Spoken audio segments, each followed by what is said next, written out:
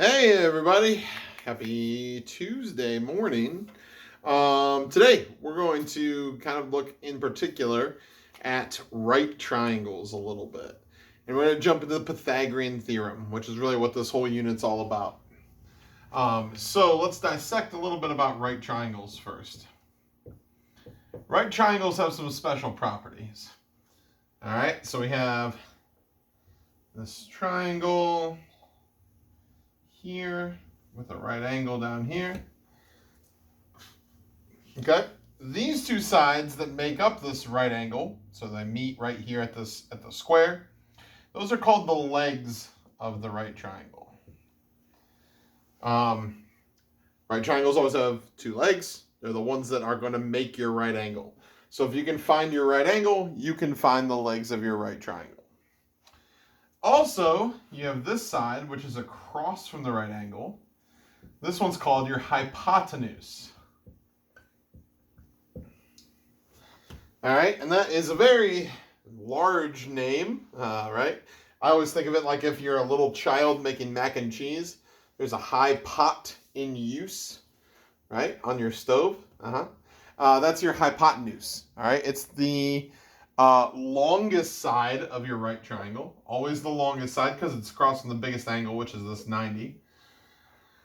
And those are the pieces and parts of a right triangle, and those are we're going to use those ideas to kind of figure out what's going on here in Pythagorean theorem. So our legs, we usually call this like side A and side B, and the hypotenuse is side C. So Pythagorean theorem says that if you take the legs of a right triangle, so A squared plus B squared, then those two sides, when you square them and add them together, you're always going to get whatever the hypotenuse is squared. So Pythagorean theorem, which I don't even know if you Pythagorean theorem. The Pythagorean theorem says a squared plus b squared equals c squared, where a and b are the legs of a right triangle, and c is the hypotenuse.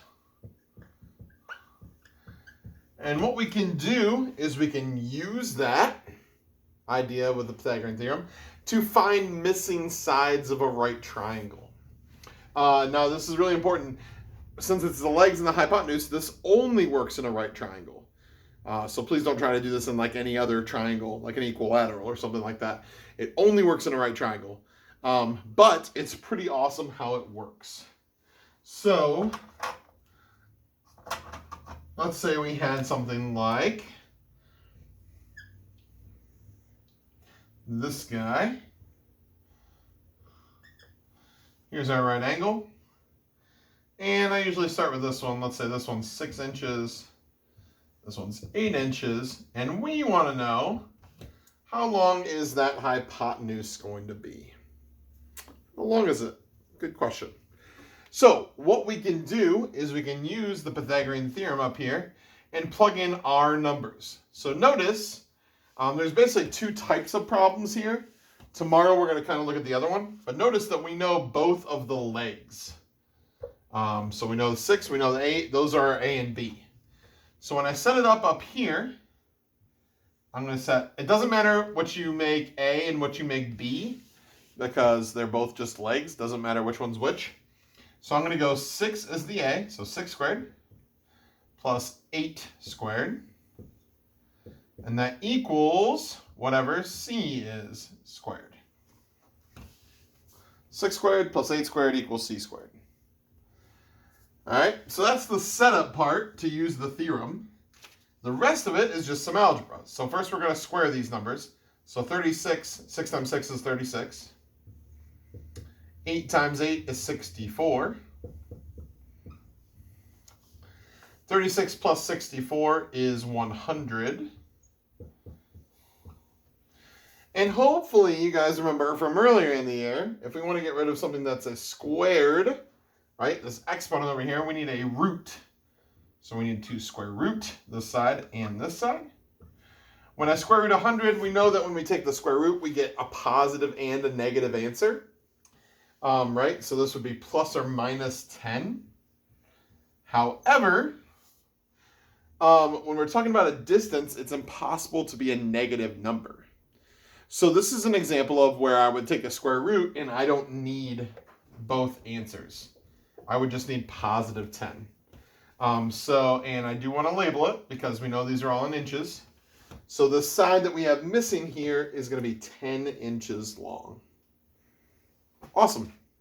Now they don't always turn out super nice because I'm sure you guys remember from September and October that square roots are probably the biggest group of irrational numbers that we know about, right?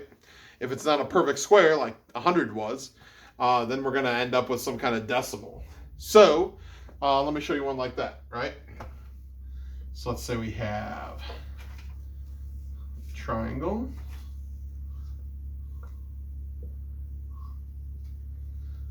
And let's say this side is 17 feet. And this side over here is 11 feet. And we want to know how big is this side over here. Excellent.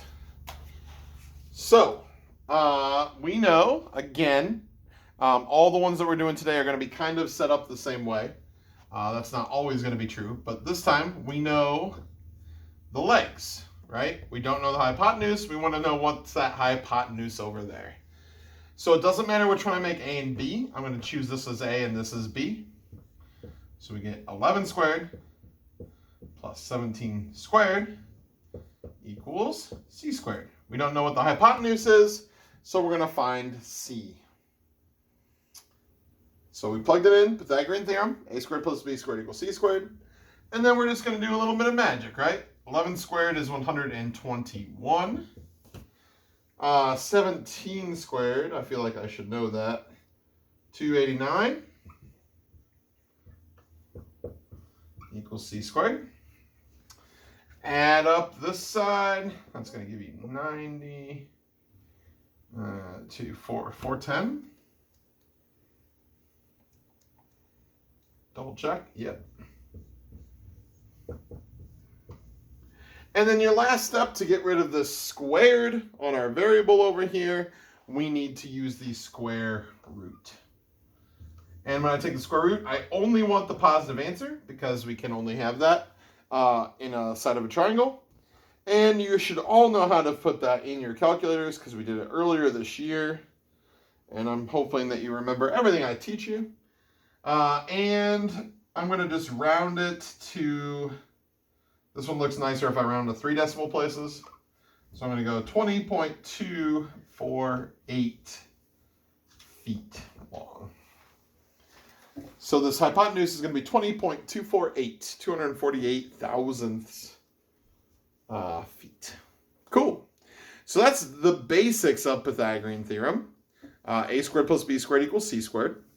And today we only talked about what we do if we know both the legs. Tomorrow, I will show you guys what happens if we don't know the if we know the hypotenuse, but we don't know one of the legs. That's going to change our problem very slightly, and then we'll just keep rolling with Pythagorean Theorem stuff. All right? You guys have an excellent day. Let me know if you have any questions. I'll be at office hours tomorrow, and I hope to see you there.